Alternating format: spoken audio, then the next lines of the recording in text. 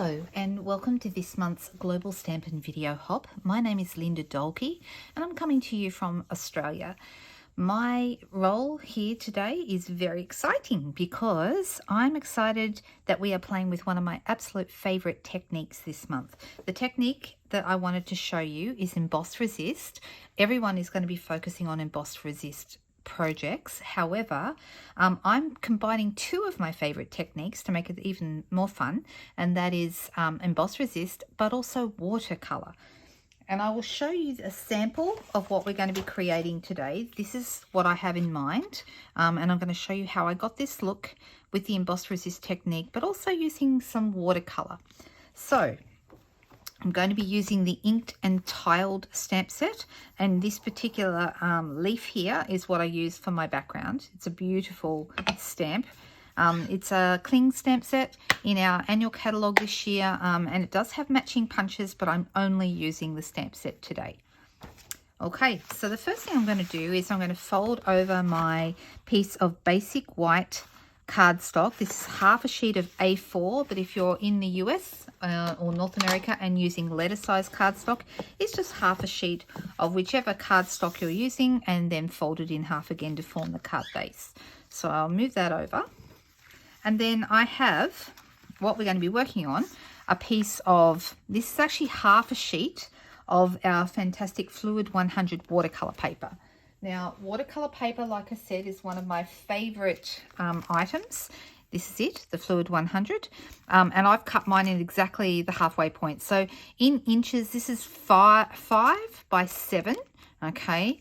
And so I've cut it at the 3.5 mark halfway down here, and that is exactly the same piece there. So the other half of the piece is actually the one I used on this card. So this is the two halves of the one sheet. So you'll get two cards out of a piece of watercolor paper. Okay, so I'm going to start by bringing in my embossing additions kit. I absolutely love this kit. We have an embossing buddy. Now, the embossing buddy is not absolutely mandatory in this case because the background that we're creating is actually quite haphazard, so it's not going to matter too much if stray pieces of embossing powder stick to the paper.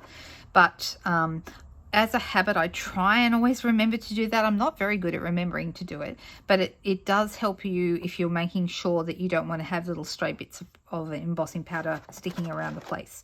But like I said, in this particular case, it doesn't matter too much. And then you can choose whether we're going to be working with white or clear embossing powder. If you're working on a white piece of paper, it actually doesn't matter. But if you're using a particular color, like, maybe, for example, if you were using a piece of lemon lolly, the light yellow, and you wanted to make sure that the lemon lolly paper was to show through, then you would want to be using clear. And I usually do use clear embossing powder. I'm going to move that out of the way. And I'm going to show you how to do that first. But first of all, we're going to do our stamping. And I'm actually going to be using Versamark ink. This is actually a brand new Versamark pad. Look how beautiful it is, lovely and clean. And you're going to ink that up.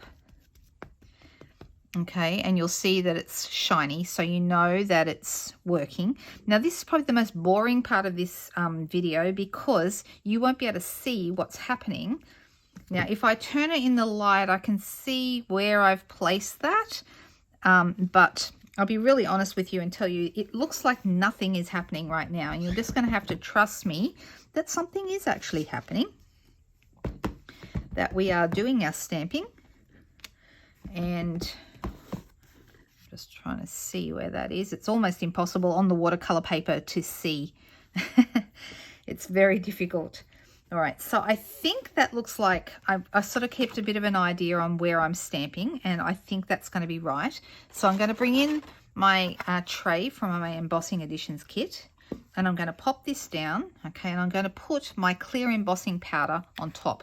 Now, when we put our powder on, it'll be easier to see where the design is. And I'm going to cover, liberally use the whole tub just about, and I'm going to cover the whole thing.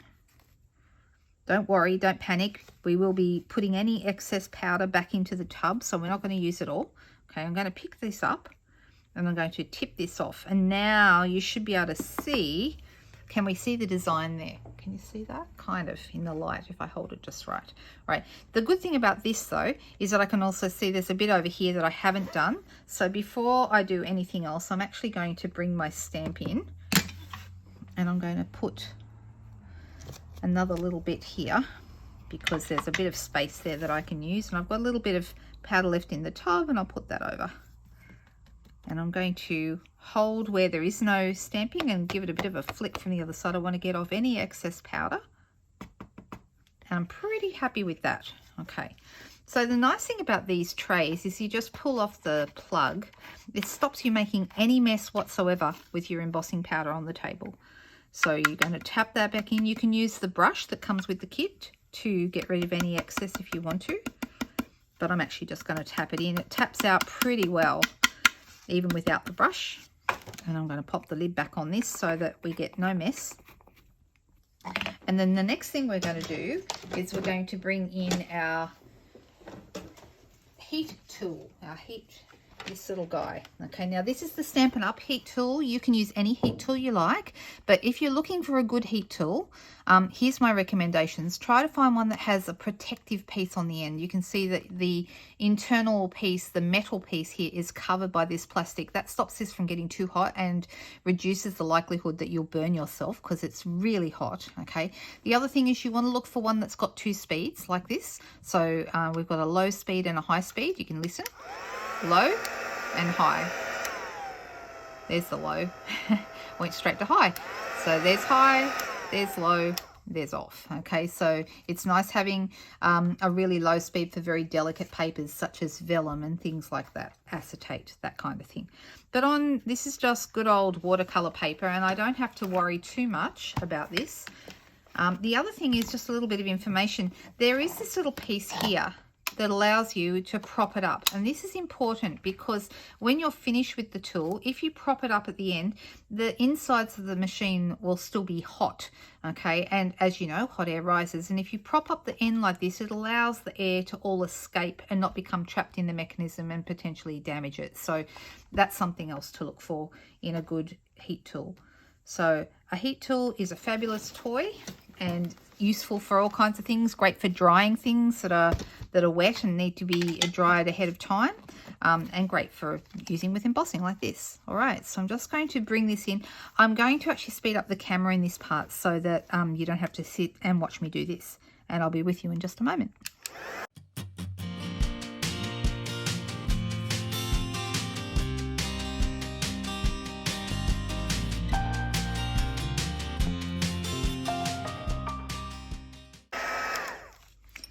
Okay, so I'm happy with that. I'm just going to leave my heat tool over the back there. All right, and hopefully you can see the result. We've got the shiny leaves showing on the white paper. Now this is, like I said, this is watercolor paper, which means we can do a whole range of things, but what is important is that the embossing we have done will resist whatever color we add. So you could add, you could use blending brushes, you can use spritzers. In my case today, I'm going to be using water painters as we call them. Okay, and I'm going to be using 2 colors. I'm going to be using Pretty Peacock, and I'm going to be using Lost Lagoon. Okay, now I like these 2 colors together, and you can see the result that we ended up with here. They look fabulous together. And I've got a couple of smaller blocks here that I'm going to apply my colour to and pick it up from with my painters. So I'll show you how I do that. Just to bear in mind, if you decide you're going to use some of the other techniques, such as, for example, if you're using blending brushes, you wouldn't have to go onto watercolor paper if you're using blending brushes. But then I will probably do that in an upcoming live video, one of my video tutorials on either a Friday or a Sunday night when I go live, because I'd really love to show you what you can do with a cool background with blending brushes. But today we're using our water painters. So the first thing I did was I got myself a little block. Doesn't have to be a big one. This is just block A or B or C. You don't want to pick up too much. And I'm going to be using this pen, and I'm going to squeeze it so a little bit of water, just a drop or so, comes out. And then I'm going to pick that up with my pen. And I'm actually literally going to colour over the leaves that I've just embossed. so you can see them sort of coming out here. And I'm going to be quite rough. This is not a precise technique. This is a really, really simple, easy to do. Anyone can do this. If you can emboss, then you can do this technique. So we're going to be, and I'm going to go back in and we're going to do a bit more because I'm using it up quite quickly. Another drop just to mix it around. Okay, and then, so you can see that the leaves are resisting the Pretty Peacock ink that I'm applying here. And like I said, be rough. You don't have to be precise. In fact, it'll actually look a lot nicer if we're not precise. Keep picking up more ink so we keep it nice and dark. There's enough water there so I don't have to add more.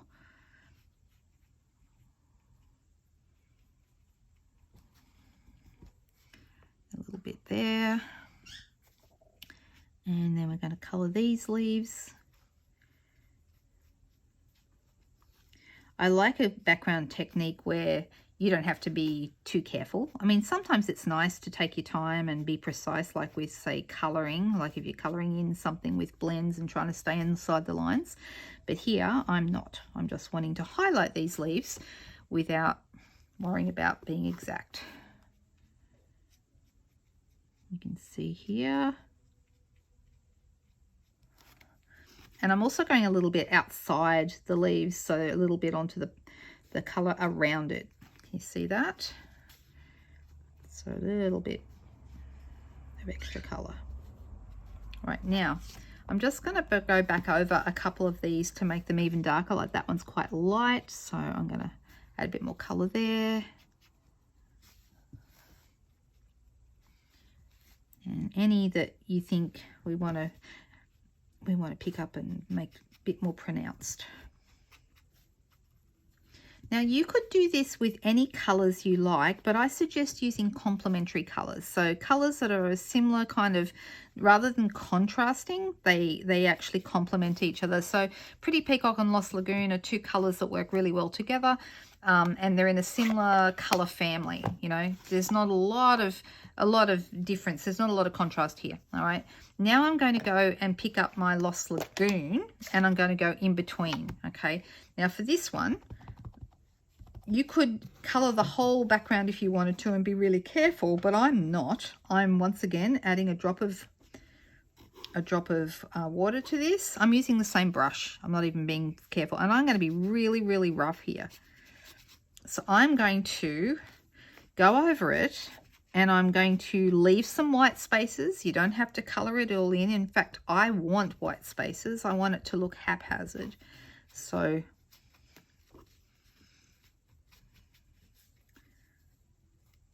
squeeze some water through if you like.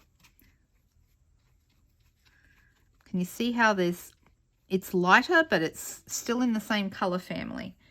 All right, and then I'm going to do the same again. Another drop to make it a bit smushy.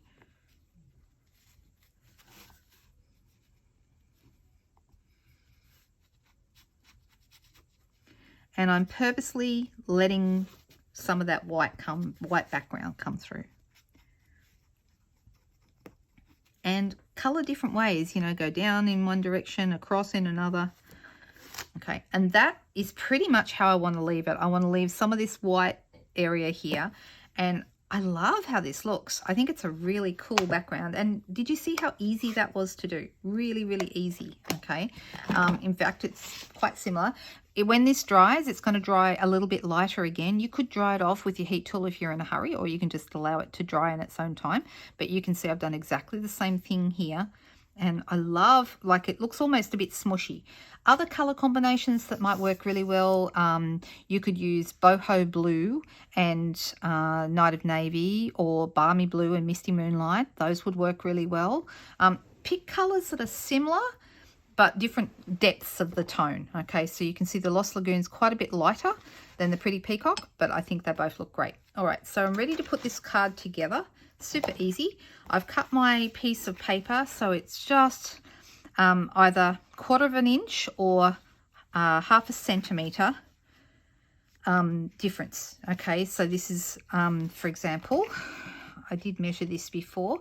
I said it was 3.5, okay, by 5, because that was the measurement. And on my piece here, so when I've got 3.5 by 5, here it is.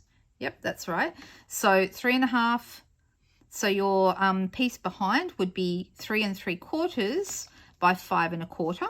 Okay, that would be this piece here. Or if you're doing it in centimeters, I measured this to be this paper is actually 8.9 wide. So this is 9.4 centimeters wide and 13.2 centimeters long. Okay, so just to give you an idea of what the measurements are for that piece we're going to put behind. Because I've used Pretty Peacock on this piece, I'm using a piece of Pretty Peacock paper behind. There's a lot of P's in that sentence. And then I'm going to come in here and I'm just going to use whatever adhesive you like. You can use seal, you can use tape, you can use Tombow, and you're just going to pop that piece right there in the center of that piece with a little bit all the way around. How do we like the look of that? Is it looking good? I think it does. I really, really like this look. All right, so this is then going to end up here on my card front, and so let's do that at the same time. You can see it's very quick and easy once we get to this stage. And I'm going to position that so that it's the same distance from each side. And you can put a sentiment on here of any shape or size. I have used one of the tags from the Tailored Tags dies because I really like them. And I've also got a vellum circle here because I really like those too. And all my ladies who watch me on a regular basis will probably be groaning right now because they know how much I love my vellum circles. And what I'm going to do, I'm going to use from the same stamp set. So this is the inked and tiled set again. I'm using the Thank You from that. And I'm going to ink that up with the Pretty Peacock ink. And I'm going to pop the Thank You pretty much in the middle. Just like that. And now I'm just going to bring my head in. Sorry about the back of my head. I just need to get right over that so that it's straight. All right, so we've got a Thank You there. All right. Now this is going to be popped, and before I do that, on my original, and I really like this, I've added a little strip of our More Dazzle paper because it's gorgeous and we really like it, right? So let me grab a piece of that. And I was going to cut a piece off the edge, but I've actually got this piece already here, like a strip right there at the edge, so I might as well use that, right? So let me cut that. Oops.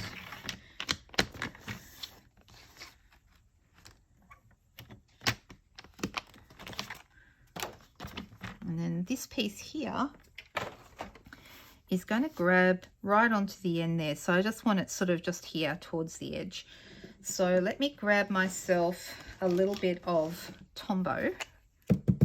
And I'm just going to do, just going to add a tiny, tiny little bit of Tombow in a line straight across there. And this little bit of More Dazzle paper. This More Dazzle paper is a specialty paper in our current annual catalogue. I love it. It comes in gold and champagne in the pack.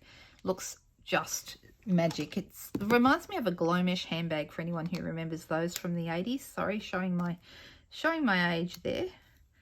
All right, so it's not quite straight, so let me straighten that up, which you can do with Tombow because it takes, you know, a little bit to dry. Right, so then we're going to add some dimensionals to the back of our tag and just pop a couple of those right there in the center. Take the backs off, and they're going to go onto my vellum circle. Whoops, vellum circle's upside down. And just going to pop that right there. Looks good.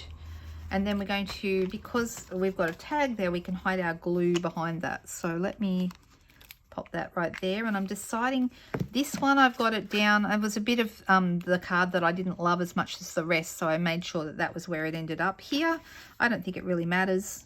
I'm going to go here.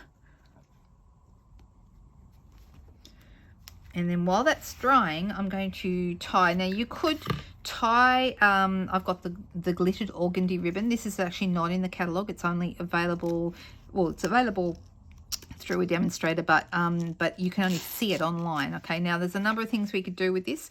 We could tie this through and then tie it off with maybe a bit of twine. That would look nice. And you could color it with your blends. You could color it pretty peacock if you wanted to, but I'm just going to leave mine white. And I'm going to tie this, going to make the bow quite small, and then I'm going to pull it tight because I want